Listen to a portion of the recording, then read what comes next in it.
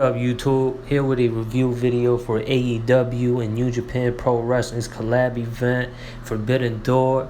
I'm gonna go through the whole card from start to finish, rate every match from a 5-star match rating concept, and I will score the whole event at the end of the video from a 10, 10-point rating.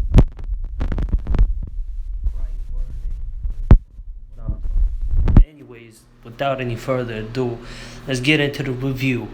The buy-in was cool. I thought the buy-in for Forbidden Door was better than the buy-in for Double or Nothing. It featured Swerve in Our Glory. Who else was there? The Factory, a Japanese tag team that I ain't never seen or heard of, taking on the Factory and winning that match. They also featured a Team Taz, Powerhouse Hobbs, and Ricky Starks. After Swerve in Our Glory defeated members of the Suzuki Gun, and Lance Archer defeated Nick Komodo, and the Acclaim and the Gun Club. They were also featured on the buy-in, defeated New Japan's LA Dojo. It was basically a 4-on-2 match because the Ass Boys or the Gun Club, Billy Gunn's sons, ran off in the match for, whatever reasons. I guess they got a low feud with Danhausen. That's why, they weren't in the match. They made an entrance, but before the match began, they ran off to chase him. So it was Billy Gunn and Max Caster taking on the whole New Japan LA Dojo. They got the win anyways.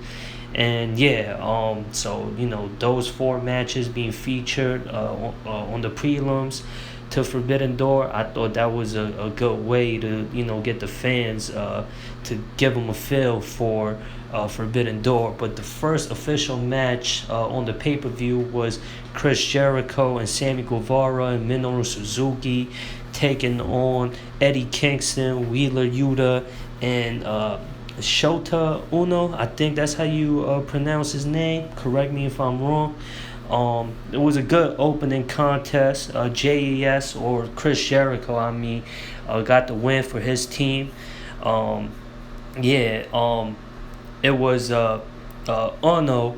He had a history with Chris Jericho back in New Japan a few years ago. I didn't even know that, but yeah, they had showed that in the beginning of the match for this match, and Shota, he had Jericho in a submission hold, and then Sammy Guevara and Minoru Suzuki came into the ring to break that hold after they took out Kingston and Yuta on the outside. And then Shota, he did the cliche babyface, fighting the heels off while he's outnumbered. He got Suzuki and Guevara out the way, but he forgot about the legal man in the ring, Chris Jericho. While Shota was busy taking them out, Jericho would come in, hit the Judas effect to get the pin for his team. And this match had stipulations for the next episode of Dynamite. Is going to be a blood and guts match. Pardon me on the mess up on the pronunciation part right there. The blood and guts match for the next episode, the following episode after Forbidden Doors on Dynamite, between JAS and Blackpool Combat Club, PMP, and Eddie Kingston.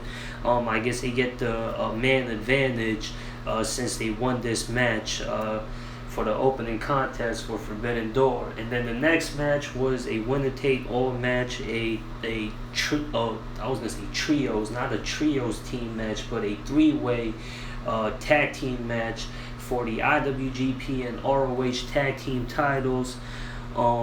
It was a contest between FTR and United Empire, Jeff Cobb and Great O'Khan, and Roppongi Vice. And by the way, as far as the opening contest between Jericho, Guevara, and Suzuki versus Kingston and Shota and Yuta, I scored that a 3 out of 5. It was a cool 3 out of 5. And for the second matchup on the card, the winner take all match between these three teams, it was a good fun match to see. Classic tag team wrestling they displayed for this match. A lot of good back and forth action. FTR got the win. Now they hold the AAA tag team titles, the ROH tag team titles, and now the IWGP tag team titles are just adding on to their already decorated resume. They're one of the best tag teams going as far as wrestling goes right now. They're on a hot streak, man. They own 3 titles right now. And they got the win after it looked like Roppongi Vice was going to pick up the win. They had momentum in their favor, and FTR came in, hit their tag team finisher to get the pin. I think, I don't know who pinned who, but yeah, regardless, FTR got the win. They hold 3 titles from 3 major promotions. And I rate this match a cool 4 out of 5. And then the third matchup on the card, it was who was it? Was it Thunder Rosa versus Toni Storm? I'll look back on that. Correct me if I got the matchup orders wrong. Matter of fact, I ain't gonna edit nothing. The third matchup on the card was a 4-way match for the brand new All Atlantic title between Miro and Malakai Black, Pac, and Connor Clark, who was a last-minute replacement for Ishii, who suffered a knee injury. That's why he couldn't make this match. But yeah, this was also a good match. A lot of back and forth. With these these 4 wrestlers in the ring who compete at a high level, who could perform at a high level. There's nothing else you could expect in a good fun matchup with these 4 guys in the ring. I thought Miro was going to win. It looked like he had the match won when he had Pac in his finishing hold. Then Malakai Black came in, spit the mist on his face, got him out the way. Then Clark Connor came in, got Malakai Black out the way. And then Pac hit his 450 splash on Connor Clark and hit his finishing submission hold, making Connor Clark tap out. And Pac got the win. That's a day 1. Pac been at AEW since day 1, and this is his first title, first championship that he won since joining AEW. So congrats to Pac. I want to see what AEW is going to do with the All Atlantic title. I mean, AEW's got so many titles right now. They got the ROH titles. FTR holds the tag team titles from AAA and now IWGP. And then now you got the All Atlantic title in the mix as well. I wonder how they going to utilize it. I want to see how Pac's going to reign as a champion on AEW, because Pac hasn't been seen like that on TV. And he shows up here and there on both Rampage and Dynamite, but Pac's been fluctuating everywhere, much like Malakai Black ever since. Well, Pac's been there since day 1, but those 2 guys who's got a lot of support behind them, especially within the hardcore wrestling fan base, they've just been kind of in the flow, showing up on TV here and there. But we'll see what Pac can do as the All-Atlantic champion and see how things go.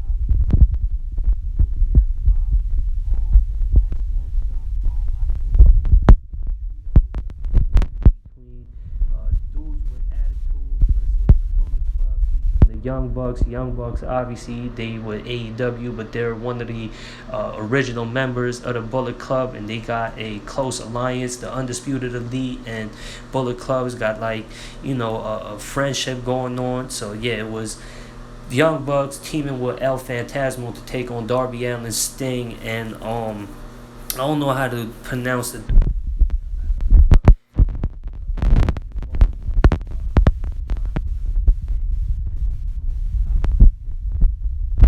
I ain't really tapped in with New Japan like that, but his name is Shingo Takagi. That's who Darby Allin and Sting teamed up with for this trios team match, and it was a funny match. It was a good back and forth match as well.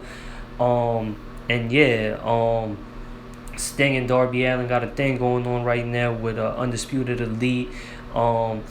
Specifically with the Red Dragons, but I think both Kyle O'Reilly and Bobby Fish is like all kayfabes aside, like injured. That's why the Young Bucks and El Phantasmo teamed up instead of having the Red Dragons, who's got the rivalry thing going on with Sting and Allen right now. But also, it's a collab event between New Japan and AEW. And like I said, the Young Bucks were one of the original members of the Bullet Club, and El Phantasmo, he's a guy that's flashy like the Young Bucks. So that team all kind of makes sense. And like I said, this match was a good back and forth, funny match as well. That had some little childish play in this match featured as well. Like El Phantasmo trying to titty twist Sting, and Sting doing the same to El Phantasmo. Sting doing little dirty plays like low blows and all that. Little funny-ish in this match as well. So, they had that little entertainment aspect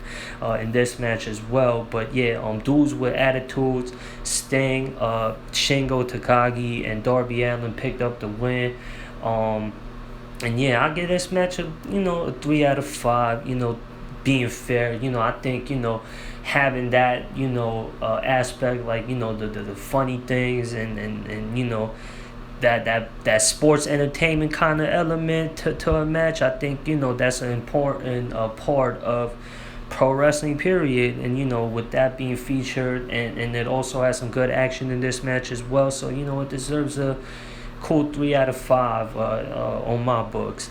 And then the next matchup, it was for the IWGP United States Heavyweight title. Will Ospreay versus Orange Cassidy. Orange Cassidy, he made his return to the ring on the last episode of Dynamite.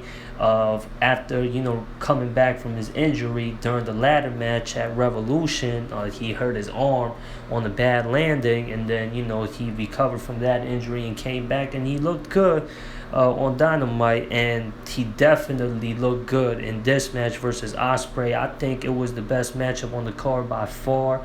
It had a lot of false finishes, good back and forth action, good pace to the match, good psychology to the match. And Will Ospreay, man, I've never seen him wrestle. I've seen clips of him here and there, but like I said, I'm not an avid watcher, avid fan, a devoted fan of New Japan Pro Wrestling. I respect, all the things I've seen from New Japan. I've heard a lot. I've seen, 1-2 clips of New Japan, and it's few matchups I've seen, few things I've seen from New Japan that I appreciate, but I've heard a lot of hype about Will Ospreay, saying he might be the best wrestler currently active in the industry right now. And ever since he came onto the AEW scene for the lead up to this pay-per-view event, I see why Ospreay's in the mix for the conversation when it comes to the best in-ring performer currently active in pro wrestling right now. Producing matchup like this that these two put on tonight at Forbidden Door. Unbelievable match, one of the best matchups I've seen so far this year. Will Ospreay retained his IWGP US Heavyweight title, even though he doesn't have it in his physical possession. It was shown on this pay-per-view. Juice Robinson of the Bullet Club, who had to vacate the US title at the last pay-per-view event for New Japan. That's where Will Ospreay won the vacated IWGP US title. But it's still at the hands of Juice Robinson, and I don't know what he's doing with that in New Japan. Obviously, Will Ospreay and Juice Robinson are both former New Japan Pro Wrestling, so AEW guy doesn't hold that title. So I don't know if feud with Will Ospreay and Juice Robinson. I don't know if that's a direction they heading in. It could be, Bullet Club versus United Empire. That might be a cool feud. And I don't know. I think, when Great Khan and Jeff Cobb won the IWGP tag team titles before they lost it tonight to FTR, I think they got the win over one of the, Bullet Club members. I think Bullet Club was a part, or the two representatives of the Bullet Club were in the tag team title match where Jeff Cobb and Great Khan won those IWGP Tag Team titles. So I don't know if they doing a little feud with that. Those of y'all that's tapped in with New Japan, y'all let me know what's going on over there. But I don't know. After Ospreay won that match versus Cassidy, Aussie Open, who was ringside accompanying Will Ospreay during this match, they came on to the ring and then continue to assault the already down Orange Cassidy following Will Ospreay's successful defense at the IWGP US Heavyweight title. Then Roppongi Vice came in to try and save Orange Cassidy to no avail. Then the music hits of a legend, a strong style legend, Katsuyori Shibata. Now, I ain't gonna front like, I'm knowledgeable when it comes to this guy. I've never seen him wrestle before. I've never seen a clip of him before, but I was told that he's a legend. He's like one of the, most recognizable names when it comes to, strong style of wrestling. Like, his name is synonymous with the strong style of wrestling. And yeah, the pop that he got from the crowd was unbelievable. Like, the whole crowd at the United Center, the sold out crowd, 16,000 people over there in Chicago were all on the edge of their seats when he hit like a match from what I see. So I see why, his name is synonymous with that strong style of wrestling. He cleared house, saved the day for Orange Cassidy and Roppongi Vice, and Orange Cassidy, staying true to his character, staying cool, calm, collective, and funny as well. And he put his glasses on that man after he saved the day for him. But anyways, man, that was one of the coolest moments during this whole event. And I get that match between Cassidy and Ospreay a 5 out of 5, man. That match was unbelievable from what I seen. And then it was the AEW Women's title. This was a all AEW matchup. I don't think New Japan's got a women's division. I think over there in Japan, women's wrestling, they got their own promotion. I think the men and women in Japan, as far as pro wrestling, like they're a whole separate entity. So yeah, it wasn't no female talent coming out of Japan to challenge Thunder Rosa for her AEW Women's World title. Toni Storm, obviously, who made her debut before Double or Nothing. She was, a good up-and-coming star on NXT and WWE. I say was because, she's no longer with the WWE. She's still, on the come-up right now. She's, well-received by the crowd. And she could go in the ring as well. And Thunder Rosa, she's well-received by the crowd as well. And she's obviously world champion, so she could go in the ring as well. So they could both perform. And, they put on a decent matchup from what I see. I don't want to sound like a smart critic, no offense to nobody on whatever side. But yeah, it was like a regular match. Thunder Rosa successfully defended her AEW Women's World title. I get it at 2.5 out of 5. Yeah, Thunder Rosa.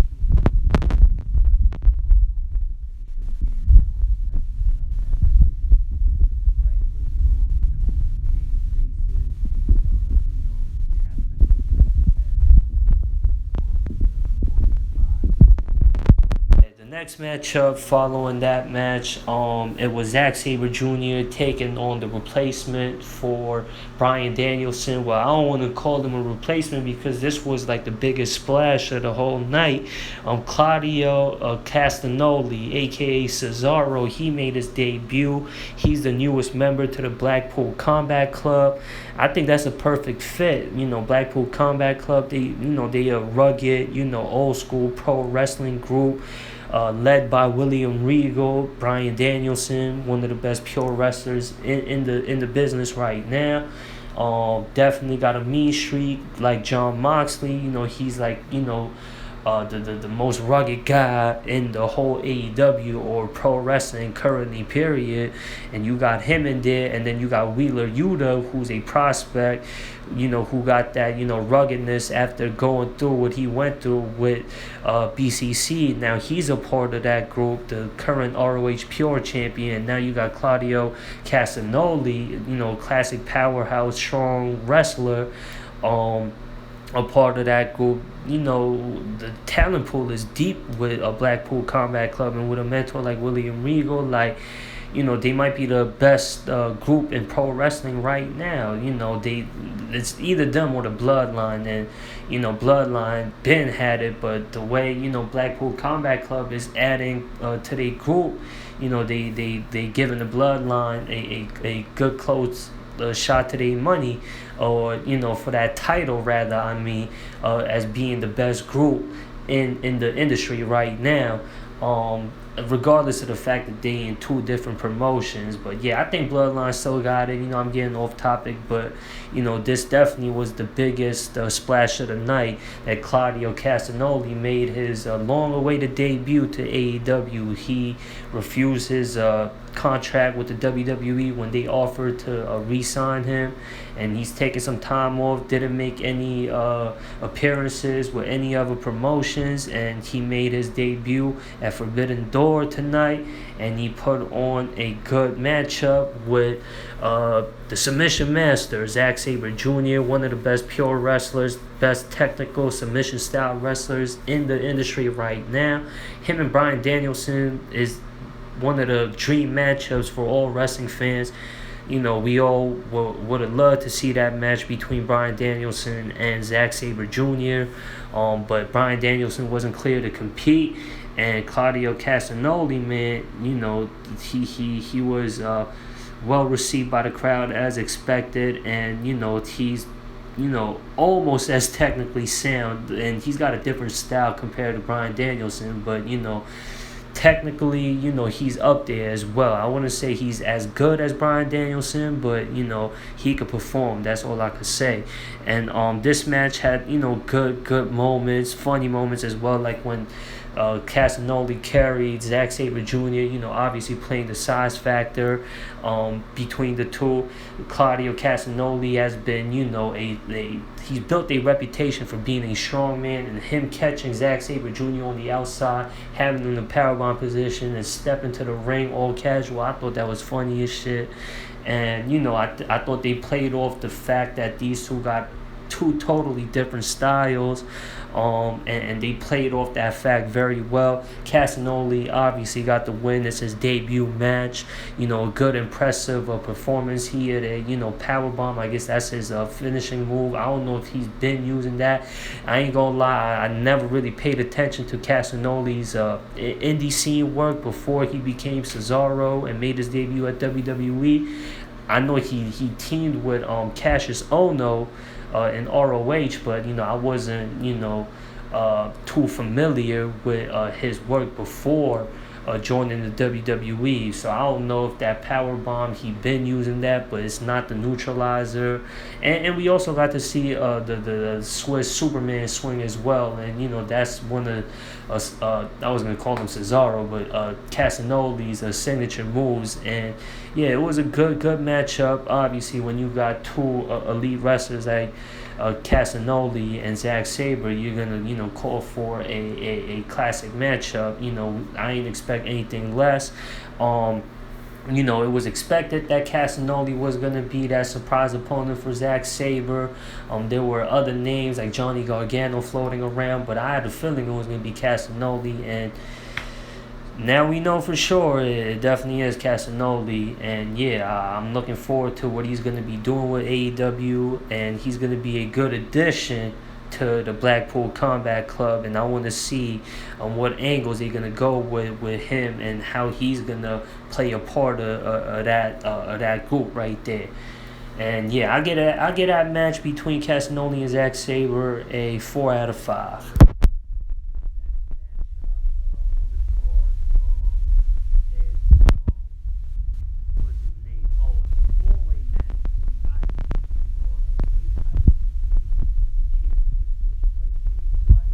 Adam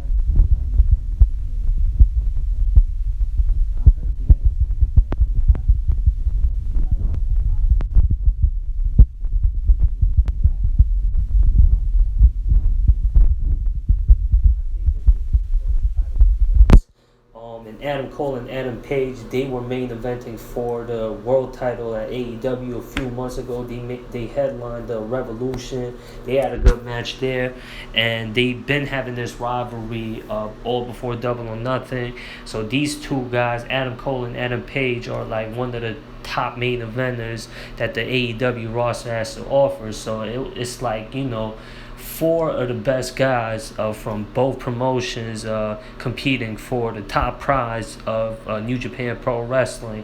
Now, it was a good back and forth match. Adam Cole was throwing super kicks more than the Young Bucks. Him and Page have developed a good chemistry after their rivalry. And I heard Adam Cole's been working hard over these past few weeks, and I don't know if he hurt himself at Double or Nothing, but after he won the Owen Hart title, he hasn't competed since. And I don't know, after this match, the medical crew had to attend to his needs. He was laid out. He took the pin in this match. After Okada basically took out Adam Cole, White came in, hit the finishing move. I forget. I think it's called a Blade Runner. I think that's the finishing move of Jay White. And Jay White hit the Blade Runner on Okada, threw him out the ring, got the pin over his friend Adam Cole, who was already laid out. I don't know. I thought he could have pinned Okada after he hit his finishing move, but apparently Cole was laid out for real, and he was really hurt, and the medical crew, the staff had to attend to his needs. Now, I don't know as far as his condition. Hopefully everything is all right with Adam Cole. But this match was, nothing less than I expected. Maybe when you have four of the best guys, your expectations might be through the roof. But, since Jay White has became the leader of Bullet Club, and I've seen his work when he came onto the Impact Wrestling scene, when he was I'm now quite fond of his work, and I see why a lot of people are saying he's one of the best things going on in pro wrestling, and he's the world champion over there in New Japan, and as far as what Hangman Page is going to do, he hasn't had his rematch for the AEW World title that he lost versus CM Punk at Double or Nothing. I don't know if he's going to continue to feud with Adam Cole and maybe, other members of the Undisputed Elite, but now Red Dragon, both Kyle O'Reilly and Bobby Fish is apparently injured. Now Adam Cole is injured. I don't know if that feud is going to continue, so I don't know what direction Adam Page is going. And I don't know, I guess over there in New Japan they're going to continue to feud with Okada and White. But I don't know, they got the G1 Climbing Tournament coming. I heard the winner of that tournament always gets a world title shot, and that's the next event for New Japan. So I don't know what direction they heading in as far as a world title picture goes over there in New Japan. But I give this matchup a 3.5 out of 5. That's my match rating for the four-way match for the IWGP World Heavyweight title. Then on to the main event for the interim AEW World Heavyweight title between Jon Moxley and Hiroshi Tanahashi. I don't know if they ever competed one-on-one, but after Moxley left the WWE, he went on the singles run all throughout the indie scene, and over there in New Japan as well. He was successful during his run as the IWGP US champion. I don't know, during that run over there in New Japan, after his WWE career, I don't know if he had the opportunity to wrestle Tanahashi. I think it was being promoted as during the build-up to this whole match that they never competed in the singles match. So it was highly looked forward to for those that's been tapped in with New Japan Pro Wrestling for a while. It was being advertised as like a dream matchup. Tanahashi, obviously, one of the biggest talents to come out of New Japan. and Jon Moxley, he's got like the best singles record over there in AEW, and yeah, Punk, he was supposed to wrestle Tanahashi for this event. After he won the world title at Double or Nothing, but he hurt his foot, had to relinquish the title. Hence why they got this interim title match going on, and the winner will take on Punk to crown who's the official world champion whenever Punk is healed up and ready to go again. And yeah, this matchup, good back and forth matchup, hard hitting matchup. Moxley, it seems like for every pay per view, dude bleeds. For every pay per view, he bled at Double or Nothing. That made sense because it was a NOD in the arena match, so it had that hardcore vibe to it. And he bled at the matchup at Revolution between him and Bryan Danielson.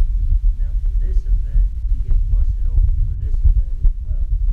He got thrown off the outside. He was, busted open profusely all throughout the matchup after he got busted open. But he went on to win the match anyway. He had the bulldog choke on him, and Tanahashi, he was getting up, and Moxley realized they hit the paradigm shift, and that's how he got the win. Like I said, good back and forth, hard hitting matchup between the two. I haven't seen much of Tanahashi. I've seen the highlights of him before, and specifically a highlight between him and Kenta for the IWGP US title for the latest Wrestle Kingdom. I seen the highlight for their match, and I like what I seen from that match. But this was like my first time actually, watching Tanahashi in a singles match like the Navy and tapped in. I seen him on AEW for beat up to Forbidden Door. It was like a tag match with him and Moxley, so it wasn't like I was really watching it for real. But this match though, got me to be a fan of Tanahashi, and him and Moxley performed like like I expected. I don't think I had as much of a expectation like those that are really into that scene over there in New Japan and know what's going on with Moxley and know what Tanahashi is capable of and is actually like an avid supporting fan of his. Like I don't think my expectation was as high as those fans, but I was expecting none less. I expected what was being advertised, and that was a good match between Tanahashi and Moxley, and that's what I saw at least. I rate this match a 3.5 out of 5. It wasn't nothing too special. I would even call it a cliche Moxley match with a New Japan strong style flavor added to it. And yeah, and I don't mean no disrespect, because I know like the whole New Japan pro wrestling fan base is a lot like the AEW fan base. They really enthusiastic about their pro wrestling. So when I say cliche Moxley match, like y'all know what I'm talking about if y'all put y'all biases aside. But anyways, yeah, for this event, I thought the lead up to this event was pretty bad and messy, and I thought they could have did a better job at building up this event. But I think Tony Khan was expecting the event to sell itself without really any compelling storylines to build this event. I'm thinking, he's thinking like, the fan base that New Japan holds and the crowd that the AEW, the majority at least, the majority crowd of AEW is going to be sold on the whole ideal of New Japan and AEW coming together to put on this, event. And obviously, injuries got in the way of its original plans for Forbidden Door, so maybe that has something to do with, them not really hyping this event up and leading up to this event like the way I think they should have led it up to it, like, adding actual intense storylines to this event. But they didn't really have, I guess, the time to, and they had to make adjustments due to injuries and all that.